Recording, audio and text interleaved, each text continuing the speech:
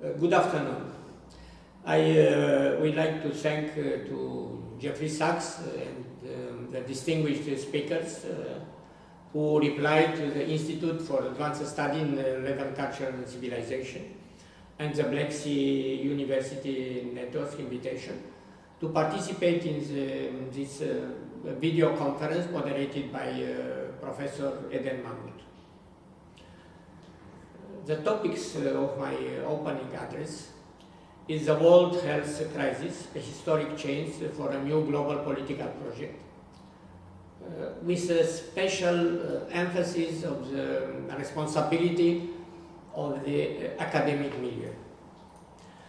In order to understand what the world will look like after the pandemic, we must first understand the present we inhabit and learn from the lessons of the recent past. The past months have highlighted two major positive aspects. The personal responsibility of individuals who, irrespective of particular political regimes, of the quality of administration, of the varying degrees of economic and social development, have shown a high civic responsibility. And the degree of which advancement in communication technology could prove useful in the event of a pandemic. At the same time, the global situation highlighted the mediocrity of political leaders, the inefficiency of economic and financial system based on maximizing profits in solving matters of public health, the limitation of current medical science and of science in general, as well as the risk associated with technology unbridled progress. Two tales from our childhood, the emperor's new clothes and the sorcerer's apprentice, seem transport into modern day reality. In hindsight, in the first two decades of the 21st century, mankind experienced two crises. The crisis of globalized terrorism beginning with September 11th, 2001, and the financial crisis between 2004-2009. After each of these crises, we were told, as we are again being told in the present crisis, that the world will not be the same. However, our post-crisis experience has shown that the world did in fact remain the same, and that in time, since even got worse. The repressive actions that followed 9/11 did not end terrorism. On the contrary, terrorist acts became more frequent because the solutions were limited to foreign military intervention and intensifying internal security measures, instead of pursuing broad international efforts to create a culture of peace. The disastrous effect of the economic crisis of 2004-2009, brought on by reckless fiscal policies, were not primarily felt either by the banks nor by the banking system itself, which played an essential role in its propagation. Neither were ratings agencies blamed on their credibility questions, so the existing system continued unhindered, laying the groundwork for similar crises in the future. Betrayed by the administration, it was the citizens themselves who had to suffer and pay the price for the crisis. the military-industrial complex, the political leadership, and the banking system proved incapable to deal with this crisis back then.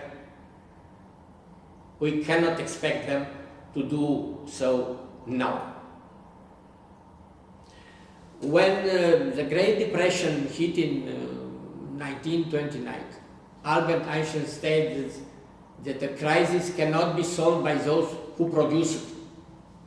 This is why I believe that as long as political leadership is dominated by mediocrity and populism, and the economic milieu focuses solely on maximizing profit,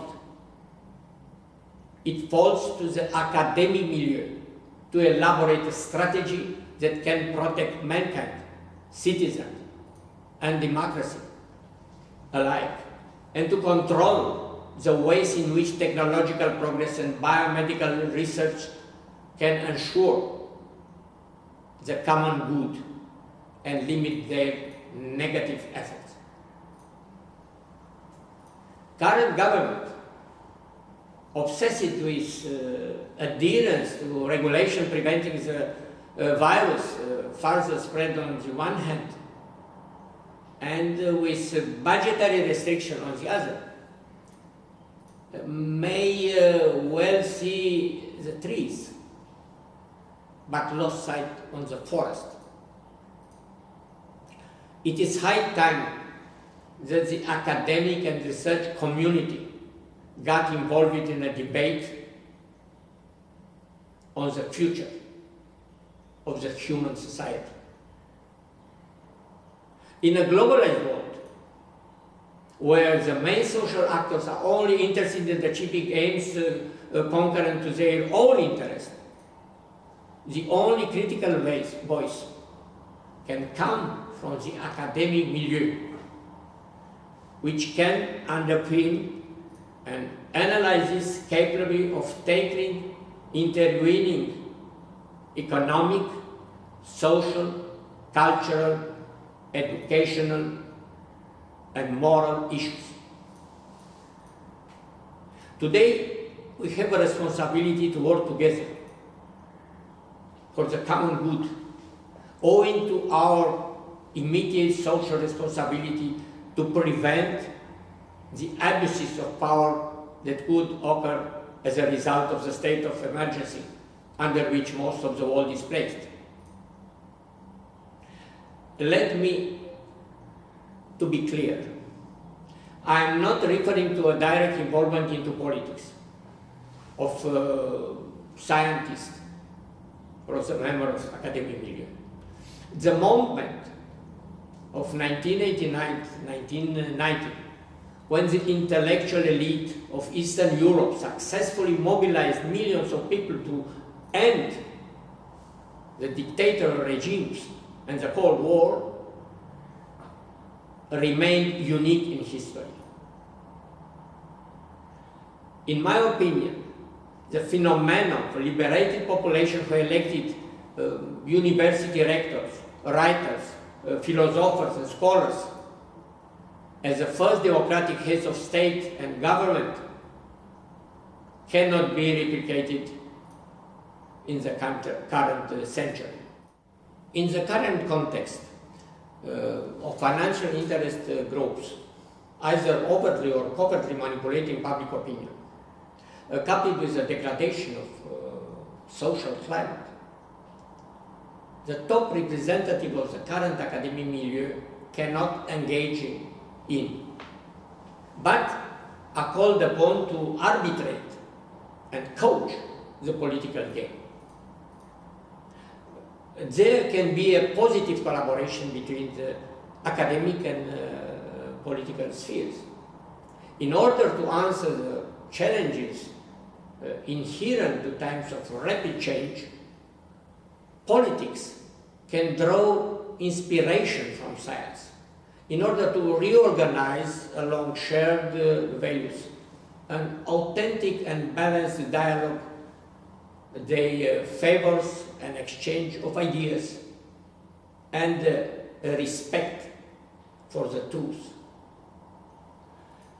the academic milieu can be viewed as a precursor and a model for cooperation without exclusion or liminality. Intellectual solidarity can constitute a foundation for creating a new global political architecture. Does the academic milieu have anything to learn from politics? Certainly. It can learn from the successes and moreover from the failures of the political environment in order to become more prudent in crafting economic, political and social projects for which thorough impact assessment surveys have yet to be carried out and whose implementation is outsourced to third parties. From statement experience, academics and scholars can learn what it means to be responsible for decisions that dictate the lives, freedom, and sometimes the death of millions, and which can lead to the collapse, emergence, and progress of entire countries. Let us not forget that statesmen can pay for this decision with their careers, with their liberty, or even with their life. The academic and university establishment must be cleansed of the virus of populism, and science's fundamental mission must be reaffirmed: the search for truth. Academic research does not hinge on political correctness, and scientific truth is not certified by the number of likes, shares, or output it receives. Yet, in order to restore the academic environment to its previous capacity as an intellectual and moral model, we must rectify the compromises which academic research and higher education have made in the pursuit of financial interests or enhancing visibility.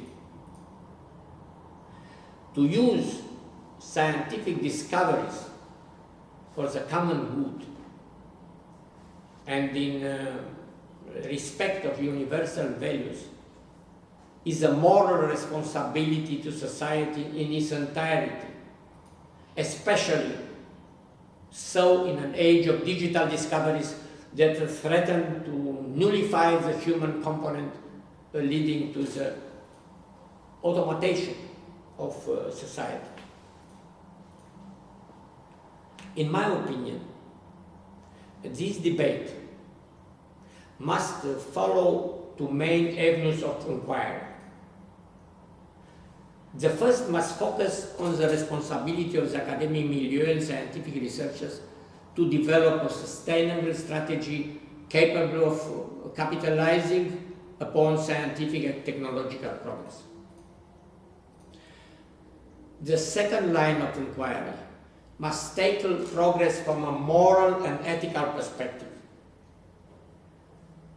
It is in this vein that pressing topics such as artificial intelligence and medical engineering need to be debated. It is my belief that such a debate is of the utmost importance, especially so in times of crisis, when the fundamental values of mankind need to be defended. The current world health crisis must be examined in all its guises: economic, politics, social, and moral.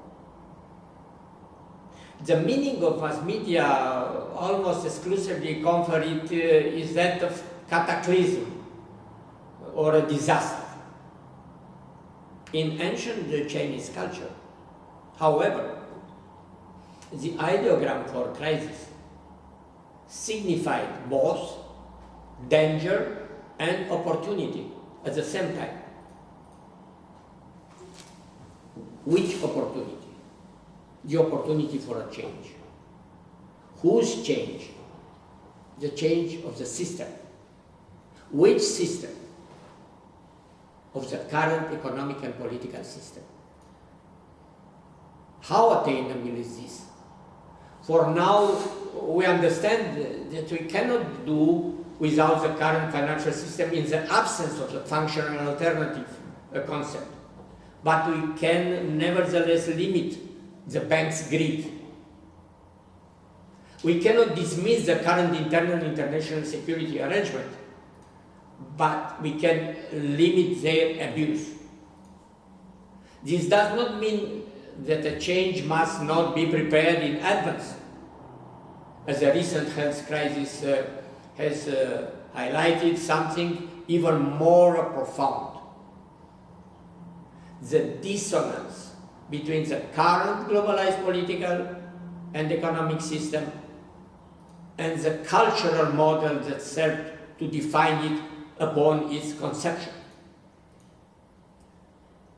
One major issue lies in the fact that the dissonance between the real and the speculative economy on the one hand, and that between bureaucratic administration and their citizens on the other hand, have negatively affected an element essential to both democracy and the market economy: citizen trust.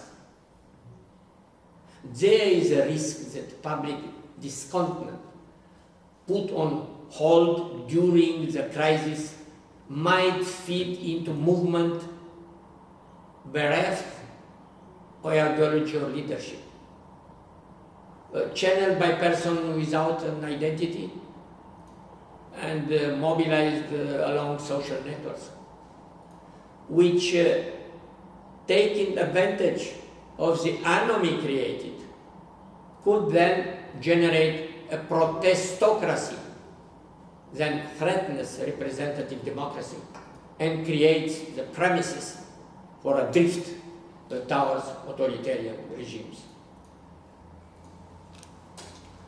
In order to regain the trust of our citizens, merely restarting the social dialogue is not enough. It is necessary to create a new cultural model, as no new political project can be successful if not preceded by a founded upon a cultural model, one relying on moral values. These are the only values capable of linking together the positive energies of society. The 21st century requires a new cultural model, one not only able to counteract the economic and social shocks of globalization, but also capable of creating a vision of hope in a future characterized by chaotic developments and uncertainty. We now have a historic opportunity to put forward just such a project. Political and economic solutions imperatively required at present might be expedient in addressing the problem in the short term, but in the long run will not prove efficient unless paired with the use of available intellectual resources to craft a new cultural model for the world to come. To create long-term strategies starting from existing policies and to later craft a vision of the future based on these long-term strategies, no matter how sustainable they were, only means moving towards the future, facing backwards.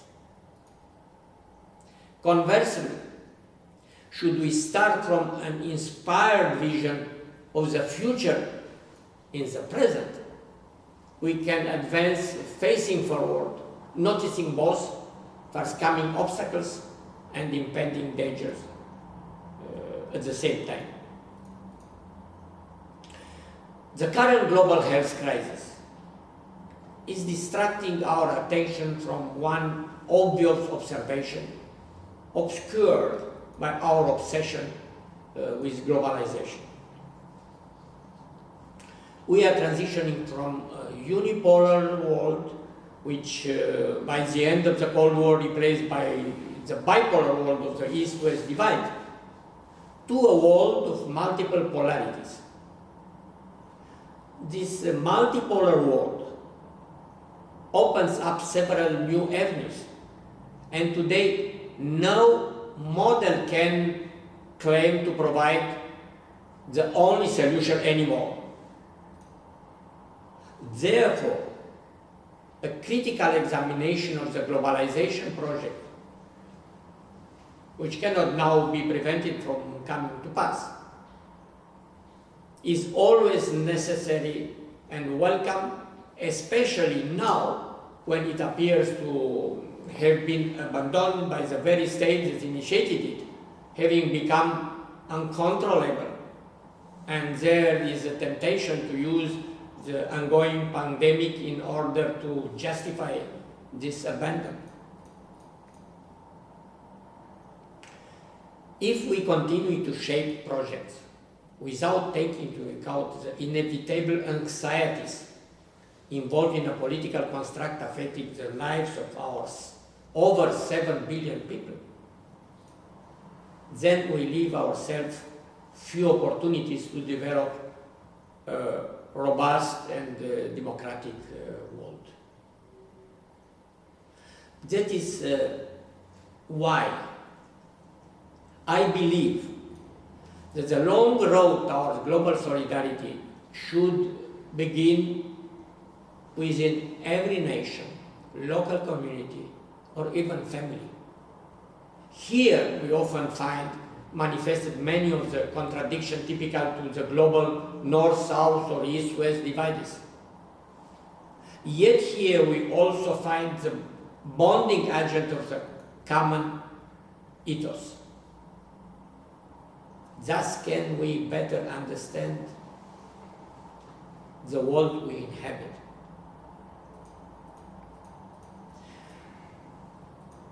The ongoing pandemic has occasioned an unprecedented situation in the history of mankind.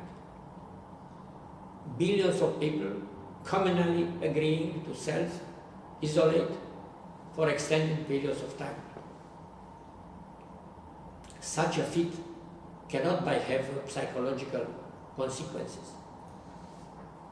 On the other hand, our confrontation with the virus and its economic and social consequences have jarred the feeling of security inoculated by authoritarian regimes and post-war welfare state democracies alike. This sentiment of uncertainty, which today tends towards becoming a new normal, has older roots. In the evolution of human society, acclimatization crises are nothing new. Yet at present, that occur much more rapidly and reach much further, a general process that feeds individual uncertainties throughout the global village. The accelerated development of the relationship between technological advancement and the economic has shaken the final decade of the 20th century. At the same time, announcing two major breakthroughs: globalization, twined with an explosion of knowledge. These have both drastically heightened the level of uncertainty. In my opinion, politics as conceived and practiced today is not yet prepared to manage the great challenges we face in the new century and new millennium. And a recourse to scientific experience might aid in this endeavor. Over the past century, science, as an outpost of knowledge, has faced similar challenges to veritable revolution in mathematics and physics, brought about by the transition from Euclidean to non-Euclidean geometry, from Newtonian to quantum mechanism, respectively. Science has continuously and consistently pressed forward, updating and modifying both its logic and its language.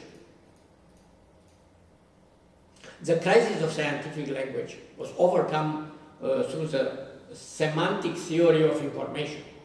The fuzzy set theory gave rise to so-called fuzzy logic, kick-starting the study of incomplete information system, which with the aid of stochastic models can also analyze real-world processes, whose evolution takes place according to the random rules of chains.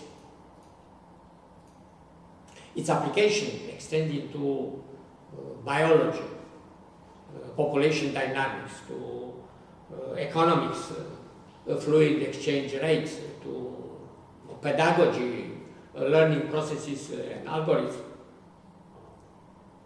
Chaos theory allows us to analyze the unstable behavior of a nonlinear dynamic system, wherein minute disturbance of the initial condition can well lead to completely different trajectories.